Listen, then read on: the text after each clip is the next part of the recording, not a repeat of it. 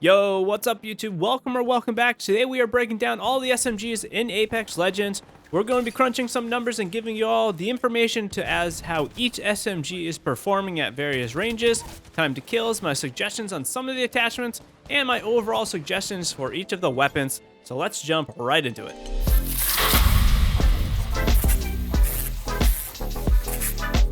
Right before we do jump into the SMGs, we did do the shotguns a couple weeks ago. That is on screen and the link is in the description below. If you do want to check out that video, go right to it. If you do like this video, please hit that like button and subscribe to the channel for lots more Apex content that is always on the way. I appreciate your support.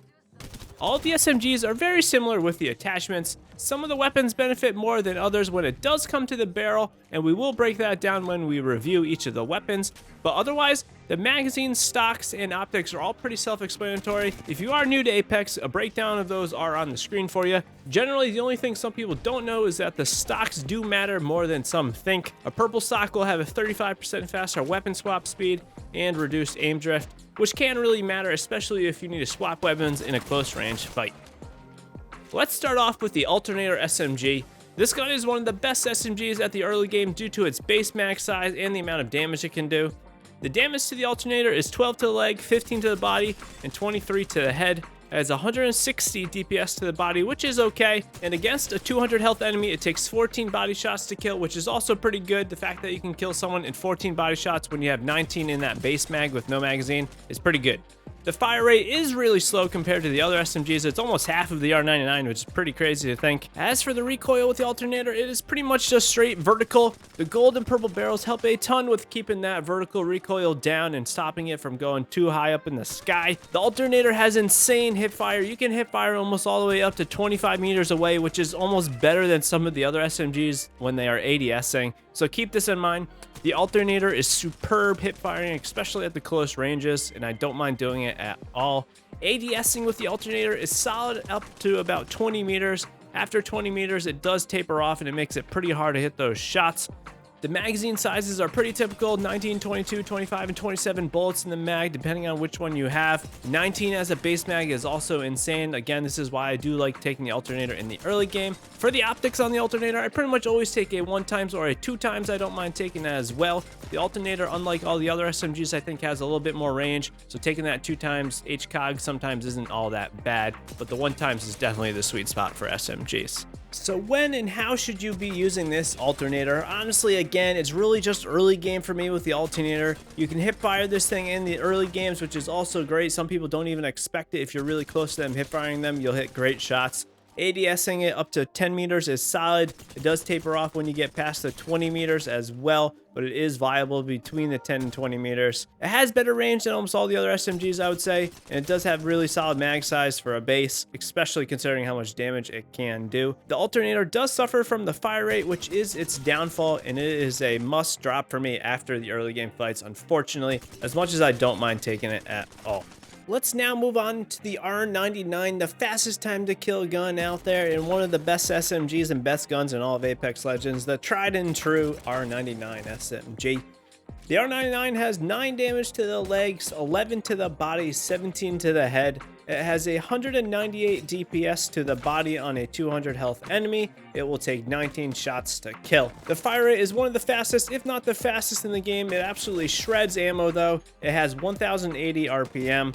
The recoil is pretty typical. It goes straight up and does have some wild kick to the left and then towards the right at the end of the mag. That can make it difficult to control, and it will take practice for you to perfect. But once you do perfect it down, boy is it crazy good. It is definitely predictable and you should be learning it.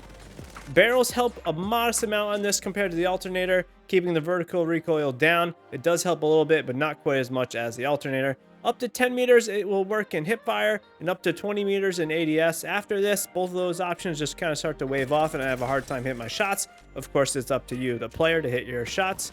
It thrives though in the less than 10 meters in my opinion. When you are really close to enemies, you're absolutely able to shred them and laser them down. The magazine sizes are 20, 22, 24, and 27, which is pretty typical and not too bad. The optics for me is a 1x is a must. 2x just has too much zoom and it doesn't feel right. So a 1x HCOG is what I am looking for almost all the time.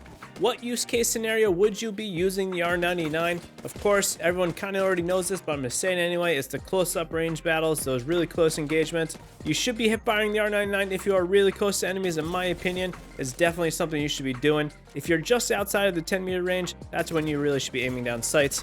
Otherwise, make sure you're hip firing at that close range. A big concern I do have when I do use the R99 is the fact that it just shreds ammo. If all of my teammates are taking R99 or an R301 and an R99, you might just not have enough ammo on the ground for you to keep picking up that light ammo. Keep this in mind and always be aware of what your teammates are taking. You don't want to have an ammo shortage, especially when you get into the late game.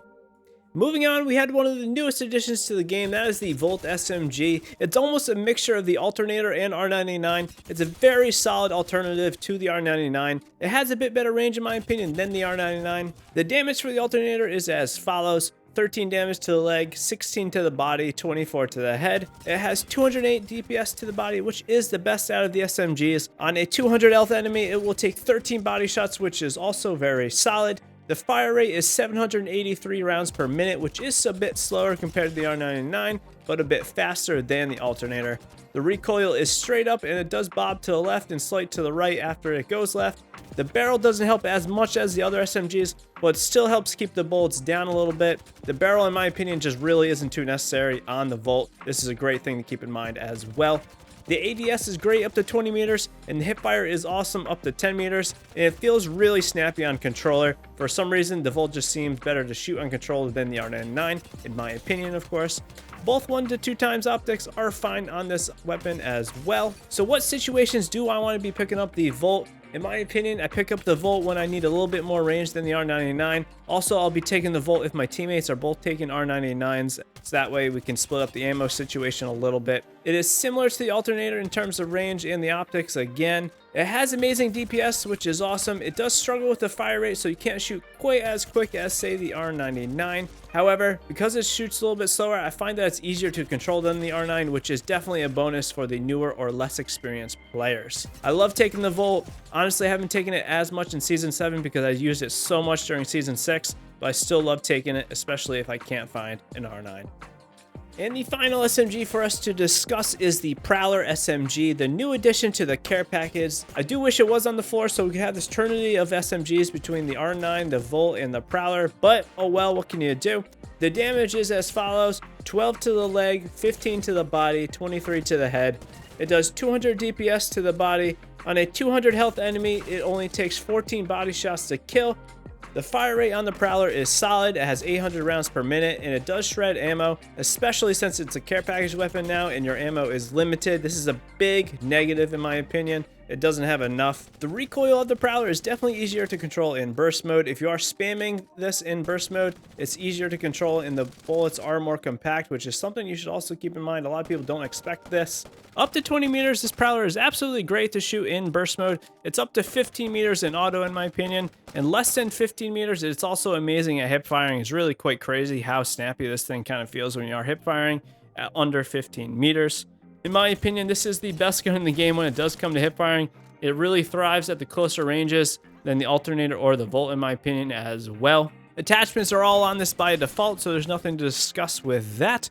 And the use case for the Prowler is definitely similar to the R9. It's superb at the closer sides of things, 10 meters or so. And this is the only gun in the game where you can kill 2 enemies with 1 clip if you're hitting all your body shots. This is also something you should definitely be aware of if you are picking up the Prowler. The fact that you can down 2 people with 1 magazine without reloading can't be underestimated. This increases your time to kill tremendously, and this is why a lot of people do take the Prowler at the end games. Again, a big negative for me is the fact that the Prowler does have that specific amount of ammo, the fact that you can't pick up more ammo for it anymore because it is a care package weapon. This does limit its viability in my opinion. You will absolutely shred ammo, especially if you are trying to push a lot of teams. You're gonna run out and then you're gonna be in big trouble. This is kind of unfortunate because I do love taking the Prowler. It was my favorite gun of last season. So if you are picking up this Prowler, just be mindful of how much ammo you're using. It might be a solid option to run a Prowler with an R99 if you are really making aggressive pushes. Always be using the R99 as your main, and then you swap to the Prowler if you need that extra SMG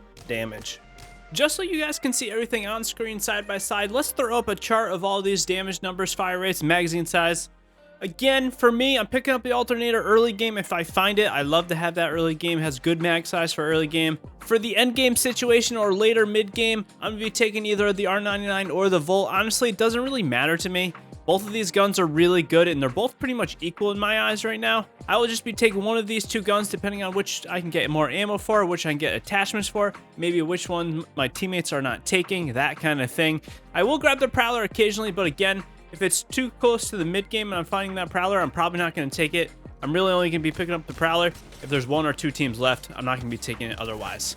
So there you have it. That is everything for the SMGs in Apex Legends as of Season 7. This video was a little bit more straightforward, but I think it's a good thing for y'all to know to kind of understand how the SMGs work and the ranges that they are really capable of providing for you and your team when it comes to engagements. I hope you all have a wonderful day. Until next time, thank you so much. Peace out.